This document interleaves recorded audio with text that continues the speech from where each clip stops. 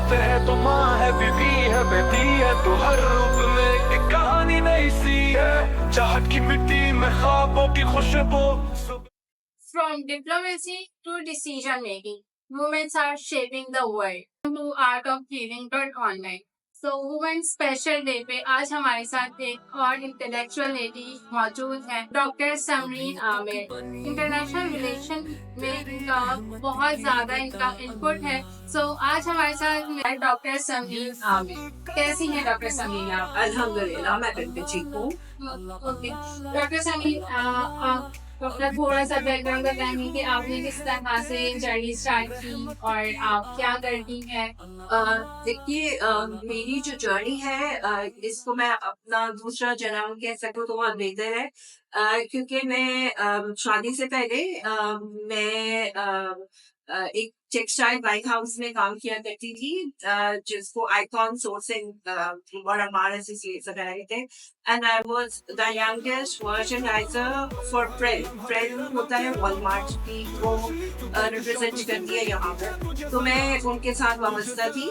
फिर एक दिन मेरी शादी हो गई, तो मैंने सारी चीजें जो है उसको गुड बाय कर दिया। फिर नेचुरली आपकी जो प्रायोरिटीज होती है वो आपके साथ चेंज होती है, और अगर आप चेंज ना हो तो वो भी गलत होता है। एक माँ बनना किसी भी औरत के लिए एक वुमेनहुड का की एक महराज तस्वर किया जाता है, और बिल्कुल सही है। तो नेचुरली मेरे माशाल्लाह से I am a mother of 4। तो वो आए हुए थे पाकिस्तान, तो उन्होंने मुझे बहुत मोटिवेट किया। उन्होंने कहा कि क्योंकि वो मुझे देख चुके थे कि मैं कितना ज्यादा काम मतलब जाहिर है जब आप यहाँ होते हैं तो आप बहुत ज्यादा चीजों में इन्वॉल्व होते हैं। मैं पढ़ भी रही थी, MBA भी कर रही थी, और साथ साथ में मैं जॉब भी कर रही थी। तो उन्होंने मुझे कहा कि तुम दोबारा से क्यों नहीं शुरू करती।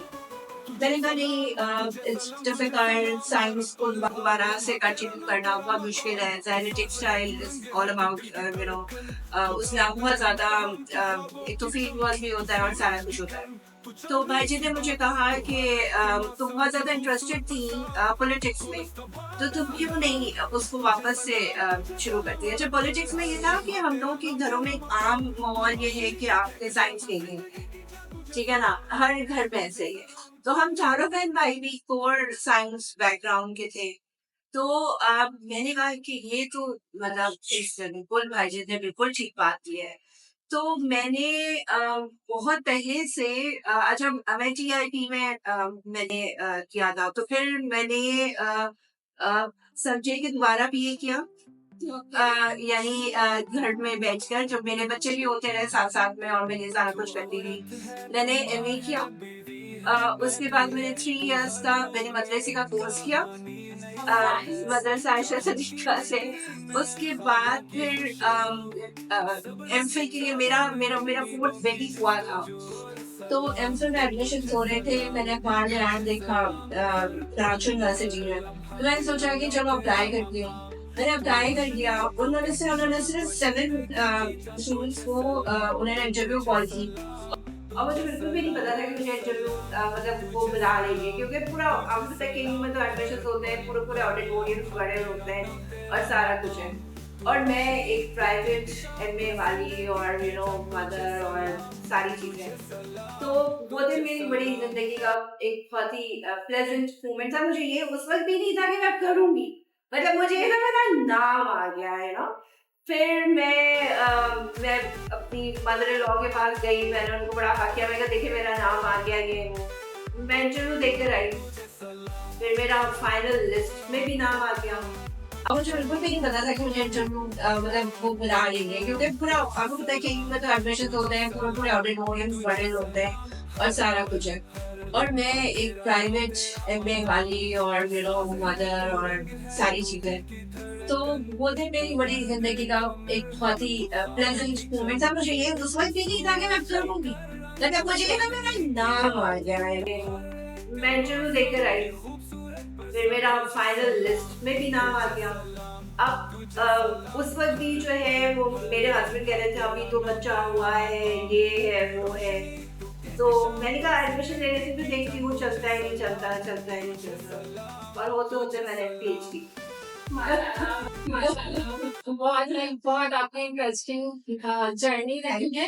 जैसे आपने कहा कि आपका एक वो प्राउड मोमेंट था जो आपका वो 7 बच्चों में आपका नेम आया जी। फिर आपके पास चैलेंजेस पे तो आए होंगे ना, जैसे आपने स्टार्ट किया, तो आप मुझे अपने थोड़े से चैलेंजेस बताना चाहेंगे जो अभी भी आप फेस कर रही होंगी और फिर आप उसे कैसे ओवरकम करती है।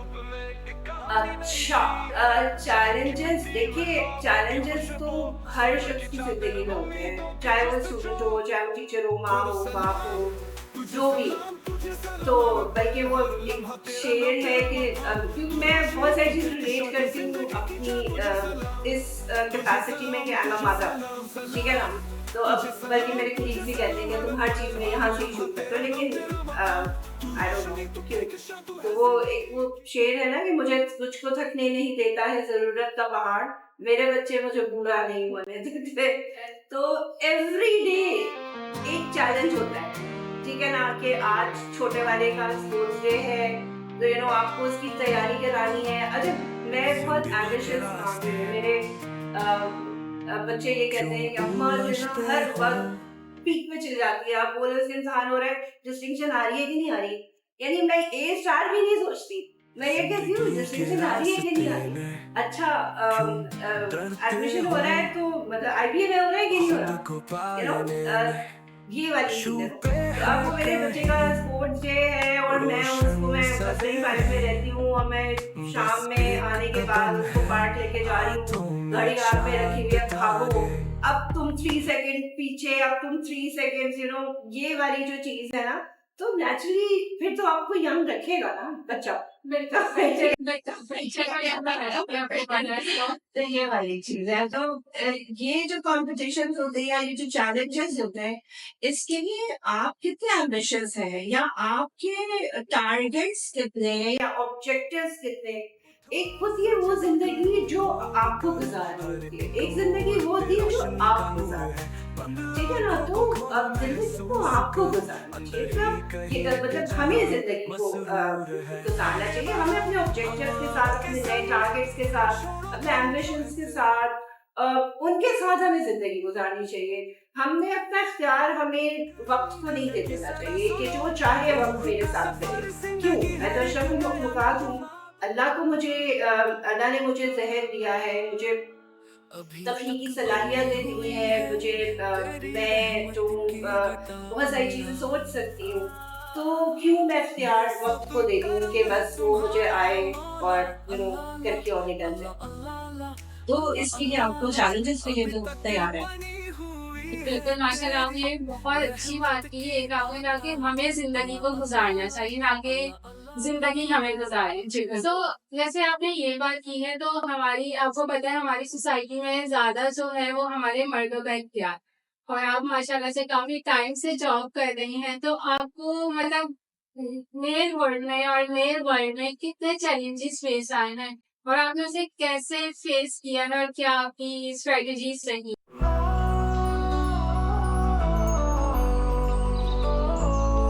जो औरत है तो माँ है, बीवी है, बेटी है, तो हर रूप में एक कहानी नई सी है। आपको ऐसा लग रहा है कि आप मेरी एज देखकर आपको लग रहा है कि मैंने फादर से जॉब की, मैंने फादर से जॉब नहीं किया। ये भी एक बहुत मजे की बात बताओ, क्योंकि मैंने स्टडीज शुरू कर दी थी, सब कुछ शुरू कर दिया था, लेकिन मैं जॉब नहीं कर रही थी। मैं जॉब कभी जैसे बीकन हाउस में कर ली, एक सेमेस्टर पढ़ा दिया, फाउंडेशन में पढ़ा लिया, किसी यूनिवर्सिटी में अटैच हो गई, फुल टाइम नहीं, नेवर। क्योंकि मैं पीएचडी कर रही थी और मेरे जहन में ये था कि मुझे पीएचडी कंप्लीट करना है, और वो भी एक मेरे लिए टारगेट था। जब मैं अपने सुपरवाइजर ढूंढ रही थी तो the people were not ready, वो मुझे वही देख रहे थे कि मैं तो घर पे बैठी हुई एक औरत हूँ जो अचानक से उनके जो है ना यूनिवर्सिटी आ गई है। तो फिर मेरे सुपरवाइजर डॉक्टर नबील जुबैरी, उनकी मैं हमेशा मशहूर रहूंगी कि उन्होंने जो है मुझे लिया, स्टार्ट किया, और मेरी मेंटोर डॉक्टर शाइस्ता तबस्सुम, उन्होंने बाद में जो वो कर सकती थी मेरे लिए। तो ये 2 लोग ऐसे हैं जिनकी सारी ज़िंदगी में बहुत एहसानमंद होगी। और फिर मैं पहली हूँ अपने बैच में जिसे पीएचडी किया। the people were considering me as a mother, as a homemaker and all. तो वो था मेरे से हमें टारगेट था कि मुझे पहले PhD करना है, फिर मैं यूनिवर्सिटी को कहीं पे ज्वाइन करूँ। तो मेरे बच्चे भी बड़े हो गए थे, तो फिर मैंने 4 years बैक मैंने फिर DHS ऑफ यूनिवर्सिटी किया। उससे पहले मैंने जितना भी काम किया है मैंने विजिटिंग पे किया है, बहरिया में, इकरा में, कराची यूनिवर्सिटी में, सब मैंने विजिटिंग पे पढ़ाया। मैंने कोई परमानेंट कोर्स नोट नहीं। तो ये मेरे साथ एक था। और जहाँ तक आप खवातीन की बात करती हैं तो अच्छा, मैं अगर अपनी फैमिली को देखूं तो मेरी फैमिली में सब वर्किंग वुमन थी। यानी मैंने हमेशा बहुत मजबूत औरत को देखा है, और मजबूत औरत के पीछे हमेशा एक बहुत मजबूत मर्द रहा। ठीक है, हम कहते हैं ना कि एक आदमी के पीछे औरत का हाथ होता है, तो औरत के पीछे भी बहुत मजबूत मर्द का हाथ होना चाहिए। तो मैंने हमेशा अपने फादर को देखा। अच्छा, मैं I want to start with my grandmother. मेरे वालिद साहब आते थे, he was the only son. ठीक है, तो वो आके अपनी जो तनख्वाह थे वो अपनी माँ के हाथ में, उस दौर में बैंक से इस तरह नहीं होता था, वो बाकायदा वो स्टेट बैंक में थे, तो उनको पूरे यानी तनख्वाह उसमें कैश की सूरत में मिलती थी। तो अब्बा लाके ऑलवेज मेरी दादी के हाथ में रखते थे। ये एक होता है एक रिस्पेक्ट का अवसर। ठीक है ना, उस दौर में इसी तरह होता था। अम्मा उसमें से सिंपल 100 रुपए रखती थी और बाकी अब्बा को वापस, और अब्बा उसमें से एक हैंडसम अमाउंट माँ को दिया करते थे कि वो अपना घर चले। अब मैं आपकी माँ का बताऊं, मेरी माँ कोई फुल टाइम घर पे नहीं होती थी, बल्कि वो भी वर्किंग होती थी। वो लास्ट में जब वो रिटायर हुई है तो वो गवर्नमेंट स्कूल में टीचर थी, प्रिंसिपल रिटायर हुई है।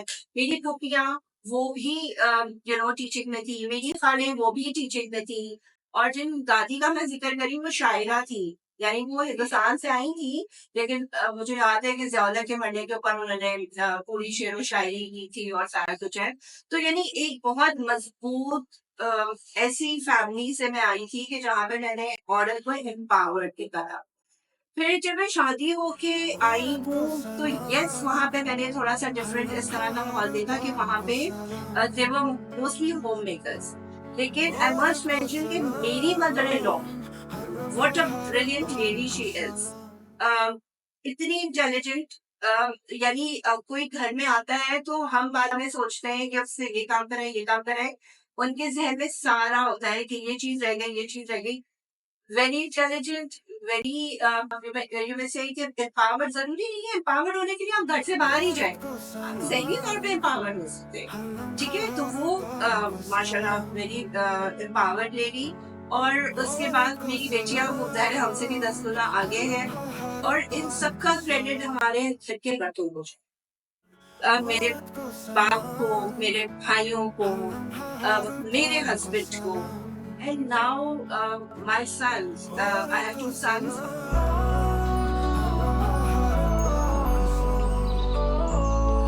जो औरत है तो माँ है, बीवी है, बेटी है, तो हर रूप में एक कहानी नई सी है।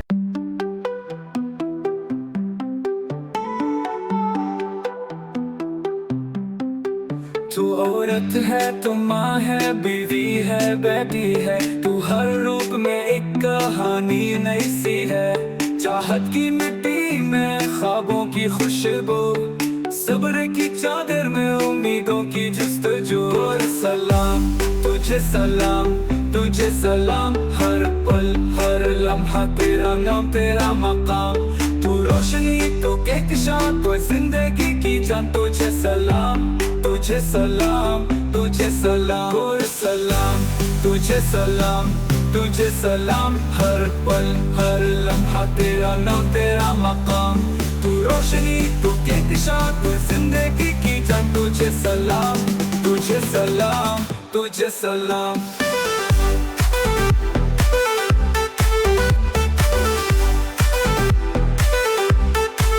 तुझे सलाम,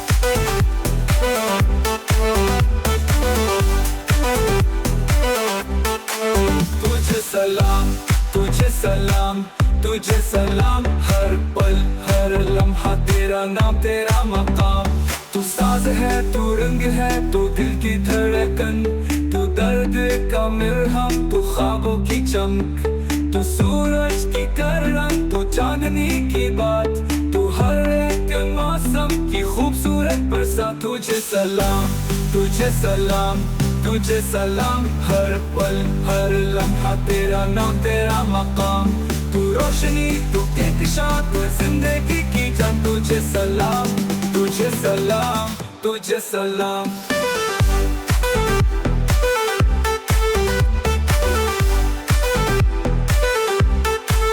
तुझे सलाम।